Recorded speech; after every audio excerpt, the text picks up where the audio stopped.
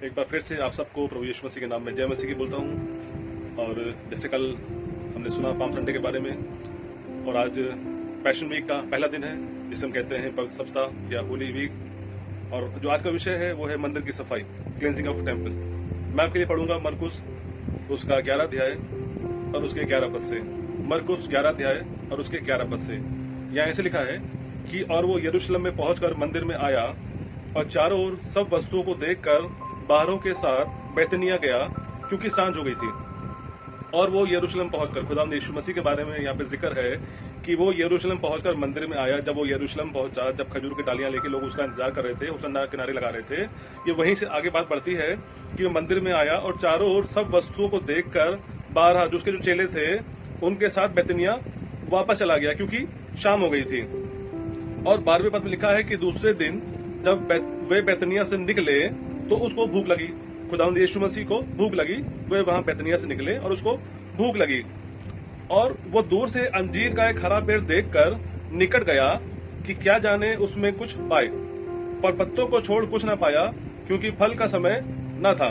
खुदावंद यीशु मसीह उस अंजीर के पेड़ के पास गया कि शायद उसमें कुछ मिले खाने को, पर वचन लिखा है कि उस समय फल का समय नहीं था, जो सीजन है वो फल का नहीं था। उसके बावजूद खुदावंद यीशु मसीह उस पेड़ के पास जाता है कि कुछ खाने को मिले, पर उसको उसमें से कोई भी अंजीर कुछ नहीं मिलता खाने को। और लिखा है वचन में कि वो फल का समय नहीं था। 14 पद में लिखा है, इस पर उसने उससे कहा, अब से कोई तेरा फल कभी ना खाने पाए। और उसके चेले सुन रहे थे। 15 पद में लिखा है, फिर वो यरूशलेम में आए और वो मंदिर में गया और वहां जो लेन देन कर रहे थे उन्हें बाहर निकालने लगा और सर्राफों के पीढ़े और कबूतर बेचने वालों की चौकियां उलट दी, और मंदिर में से होकर किसी को बर्तन लेकर आने जाने ना दिया। और उपदेश करके उनसे कहा, क्या ये नहीं लिखा कि मेरा घर सब जातियों के लिए प्रार्थना का घर कहलाएगा, पर तुमने इसे डाकुओं की खो बना दिया है। खुदावंद यीशु मसीह ने उन सारे लोगों से, सारे जो वहां पे जो व्यापारी थे, जो वहां पे जो भी पुजारी थे, जो भी वहां मंदिर में लोग थे उस समय, और जो ये काम कर रहे थे, मैंने देखा, मैंने बाइबल पढ़ी कि खुदावंद यीशु मसीह को इतना गुस्से में, इतना क्रोधित पहले शायद ही कहीं देखा गया हो। लिखा है खुदावंद यीशु मसीह ने उनकी चौकियां उलट दी, उनको सबको बाहर निकाल दिया मंदिर से। और यही बात कही, क्या तुमने नहीं पढ़ा कि जो परमेश्वर का मंदिर है वो प्रार्थना का घर है और तुमने उसे डाकुओं की खो बना दिया है। एक बहुत बड़ा स्टेटमेंट खुदावंद यीशु मसीह यहाँ पे इस बात को कहते हैं।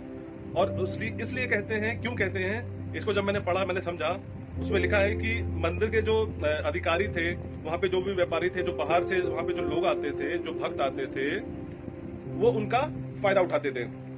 अब वो उनका फायदा कैसे उठाते थे? वो उनका फायदा इसलिए उठाते थे क्योंकि उस समय बलिदान करना एक धार्मिक प्रथा थी। जो बलिदान वहां किया जाता था वो एक धार्मिक प्रथा थी। और जो भी वहां बाहर से दूर दूर से भक्त आते थे, लोग आते थे वहां पे मंदिर में, उनके लिए ये मुमकिन नहीं था कि वो अपने साथ वहां से कुछ लेके आ सके बलिदान के लिए।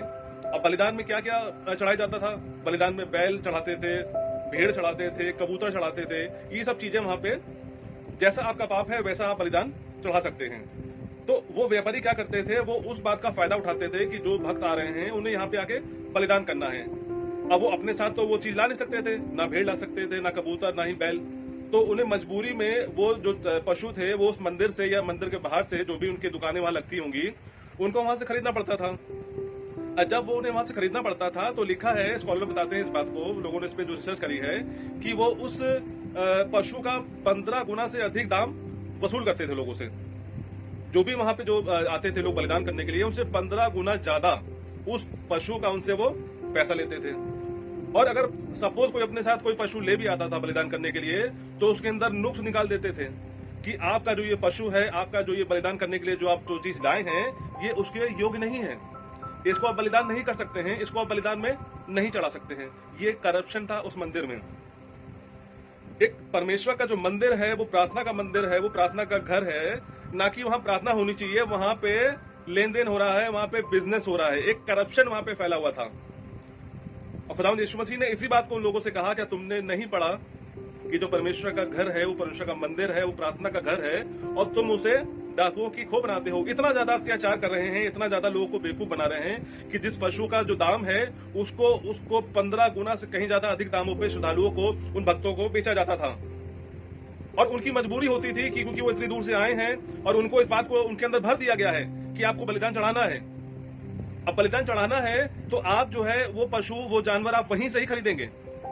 ये मोनोपोली है, ये एक प्रथा है, एक जरूरी चीज है उन्होंने, जिसे कहते हैं कि एक मैंडेटरी चीज कर दी है कि आपको वो चीज वहीं से ही खरीदनी पड़ेगी। ये डाकुओं की खो बना दिया है। जो परमेश्वर का मंदिर है, जो प्रार्थना का घर होना चाहिए, उसे डाकुओं की खो बना दिया है। और क्या होता था वहां पे, इसको मैंने थोड़ा सा और पढ़ा तो मैंने आगे देखा, मंदिर में केवल एक खास तरीके का सिक्का था जो चढ़ाया जा सकता था। अब जो लोग सिक्का अपने साथ लेके आते थे वो रोमन का या यूनानी सिक्के लेके आते थे, जो उनके पास उस समय सरकार के बनाए हुए होते थे। तो उन्हें मंदिर के सिक्कों में चढ़ाने के लिए वहां के मंदिर के जो सिक्के थे उसे कन्वर्ट करना पड़ता था। उन्हें वो अपने सिक्के उस मंदिर के सिक्कों से एक्सचेंज करने पड़ते थे। एक ये दूसरी वहां पे मैंडेटरी पॉलिसी कर दी गई थी कि आप मंदिर का जो सिक्का चढ़ाएंगे वो एक विशेष सिक्का होता था जो आप रोमन सरकार का या कोई और सिक्का आप नहीं चढ़ा सकते हैं। अब आप अपना सिक्का लेके जाइए वहां पे, उस सिक्के से उस सिक्के को आप एक्सचेंज करिए। तो वहां पे एक्सचेंज जो रेट था वो बहुत हाई था। उसके बदले में, उस एक्सचेंज सिक्के को एक्सचेंज करने के बदले में एक अच्छी खासी कमीशन या जो भी चीज आप कहिए, एक रेट उन श्रद्धालुओं से लिया जाता था। जो परमेश्वर का जो घर है, जो परमेश्वर का मंदिर है, वो प्रार्थना का घर है। आप उसके अंदर जानवर बेच रहे हैं, आप उसके अंदर अपने मनमाने के हिसाब से अपनी चीजों के मुताबिक कैसे आप कितना पैसा किससे कितना ज्यादा आप लूट सकते हैं। आप मंदिर के प्रांगण में, आप मंदिर के आंगन में, उस मैदान में आप वहां पे क्या कर रहे हैं। आज भी ये चीजें होती हैं। अब जब कहीं कन्वेंशन होती है, कहीं बड़ी जब मीटिंग होती है, तो वहां भी लोग आते हैं, अपने स्टॉल लगाते हैं, अपने खाने का स्टॉल लगा लेते हैं लोग आके। अभी मैंने देखा बहुत सी चर्चेज में लोग कबाब पराठे बेच रहे हैं, लोग वहां पे चाय बेच रहे हैं, लोग वहां पे बिरयानी बेच रहे हैं। उन्हें इस बात से मतलब नहीं है कि चर्च के अंदर क्या सर्विस हो रही है। उन्हें इस बात से मतलब नहीं है कि चर्च के अंदर क्या प्रचार किया जा रहा है, पादरी साहब क्या प्रचार कर रहे हैं। उन्हें अपनी बाहर दुकान से मतलब है। उस दुकान को लगा के वहां पे वो बेच रहे हैं, अपना व्यापार कर रहे हैं, अपना बिजनेस कर रहे हैं। उन्हें परमेश्वर के मंदिर से कोई मतलब नहीं है। आज भी ऐसे लोग हैं जिन्हें परमेश्वर के मंदिर से कोई मतलब नहीं है। और वचन आप पढ़िए, अगर आप रिसर्च करिए तो आपको पता चलेगा कि वो जो व्यापारी थे वहां जो सब ये पशु और ये सारी चीजें जो बेचते थे, उनका उस समय के जो व्यवस्थापक थे, जो शास्त्री थे, जो पुरानिये थे, उनसे उनका कमीशन सेट था। उनको परमिशन दी जाती थी कि मंदिर में बैठ के आप ये लेन देन करिए, आप ये चीजें बेचिए। उसके बदले में जो कमीशन आता था वो उन तक पहुंचाया जाता था। ये उस समय की बात मैं आपको बता रहा हूं। खुदावंद यीशु मसीह ने उसी प्रथा को देखा और उसको देख के वो उससे नाराज हो गया।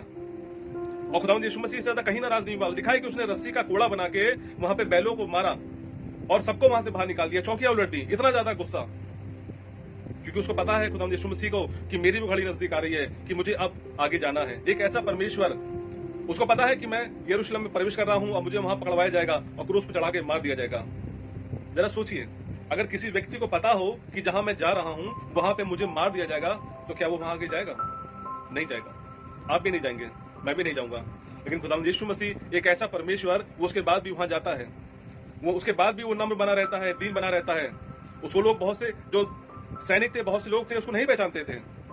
उसने कहा तुम किसको ढूंढते हो? उसने कहा यीशु को। उसने कहा मैं ही हूं। कि ऐसा ना हो कि मेरे बदले में किसी और की हानि हो जाए, ऐसा ना हो कि यीशु को ढूंढते ढूंढते वो किसी और को चोट पहुंचा दें। उसने कहा मैं ही हूं जिसे तुम ढूंढते हो। एक ऐसा परमेश्वर जो जाते जाते भी मंदिर की सफाई कर रहा है। आइए हम एक छोटी सी प्रार्थना करेंगे। प्रभु, धन्यवाद करता हूं आज की इस समय के लिए प्रभु, जो आपने हमें दिया। प्रभु, जैसे खुदावंद यीशु मसीह ने उस मंदिर की सफाई करी प्रभु, और जो आज का मंदिर है प्रभु वो हम हैं, क्योंकि वचन लिखा है, क्या तुम नहीं जानते कि तुम परमेश्वर का मंदिर हो।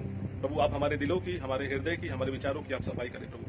हमें एक नया हृदय दे प्रभु, हमें एक नया मन दे पिता परमेश्वर, हमें एक नई समझ दे, एक नई अकल दे प्रभु, ताकि हम आपके वचनों को सिर्फ ना सुनने वाले हो सके, जो इतने सालों से सुनते चले आ रहे हैं प्रभु, हम आपके वचन पे चलने वाले भी हो सके।